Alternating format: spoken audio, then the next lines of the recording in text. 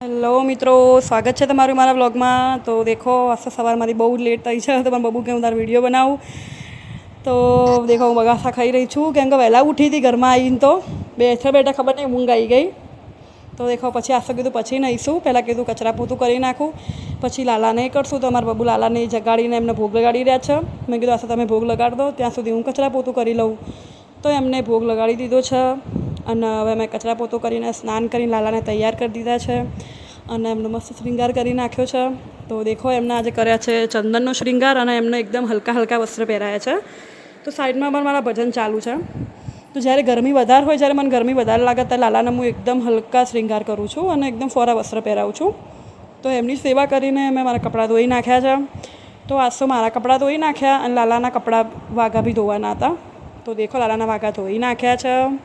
આ તો શું છે, ખાલી રેગ્યુલર પહેરાવું છું ને એ જ વાઘા છે, કોટનના બધા। અત્યારે ગરમી પડે છે એટલે, નહીંતર નવા નવા વાઘાને બધા ધોવું તો દોરી પર માય બી નહીં લાલાને એટલા વાઘા છે। તો લાલાના વાઘા ધોઈને એમની બધું કરીને હું બેસી ગઈ છું મારા કોલિંગ કરવા માટે।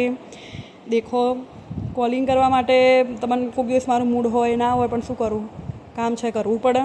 તો કોલિંગ વોલિંગ કરીને હું બેસી ગઈ, ફટફટ રસોઈ કરી નાખી। તો આજે બનાવી છે મારા પતિદેવની ફેવરેટ દાલ ઢોકળી। તો દેખો મીઠી મીઠી દાલ ઢોકળી બનાવી છે મારા જેવી જાડી જાડી, અને સાઈડમાં ભાત કર્યા છે અને તીખી રોટલી કરી છે અને સાઈડમાં રસ નીકાળી દીધો છે। તો લાલાને ભોગ લગાડીને હું બેસી ગઈ છું પાછા ફરીથી મારા કોલિંગ કરવા માટે। મારા પતિદેવની વાર જોઉં છું કે ક્યારે આવવાનું, પછી જમવા બેસીએ અમે। તો બસ અમે જમી લીધું છે, વાસણ કરીને હું કુલર સામે આડી પડી છું કેમ કે ઊંઘવાનું તો નથી, કોલિંગ કરવાના છે। તો કોલિંગ વોલિંગ બધું પતાવીને મેં સાંજનો કચરો વાળી દીધો છે। આમ તો એમ લાગે ને કે બહુ વધારે ગંદુ થયું તો જ હું વાળું છું કેમ કે અમે 2 જણા હોય એટલે કોણ ગંદુ કરે। તો પછી ફટફટ રસોઈ કરીને જમી લીધું છે, લાલાને આરતી કરીને લાલાને સુવાડી દીધા છે। તો અમે મારા બબુ કે ચાલ તને નાસ્તો બહાર લઈ જાઉં। મેં કીધું ચલો, આપણી ક્યાં નાચ છે। તો પછી એ મને લઈને આવી ગયા છે માધવીમાં લચ્છી પીવડાવવા માટે, કે છે નાસ્તો તને લચ્છી પીવડાવું, ગરમી બહુ પડે છે। તો મેં કીધું સરસ।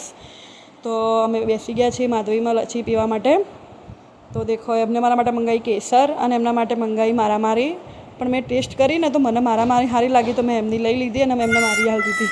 તો દેખો એમને વહેલા પૂરી કરી નાખી, મારામાં ભાગ પડાવે। હું એમને ખાવા જ નહીં હતી પણ તો બી મારામાં ભાગ પડાવે। તો દેખો એસીની એટલી હવા આવતી હતી ઠંડી ઠંડી। 15 મિનિટ જે લચ્છી પતવાની હતી એ લચ્છીના મેં 45 કે કલાક કર્યો હશે, 45 મિનિટ કે 1 કલાક। હું એટલી શાંતિ લચ્છી ખાતી હતી ને, પીતી હતી કે ખાતી હતી કેમ કે એસીની હવા સારી આવતી હતી। તો પછી લચ્છી પીને આવી ગયા છે ઘરે, કપડાં ચેન્જ કરી નાખ્યા છે। લાલાને તો ક્યારનાય સુવાડીને જ ગયા હતા અમે। તો હવે મારે સૂઈ જવું છે। તો મારા બ્લોગમાં લાઈક કરો, શેર કરો, કોમેન્ટ કરો। રાધે રાધે।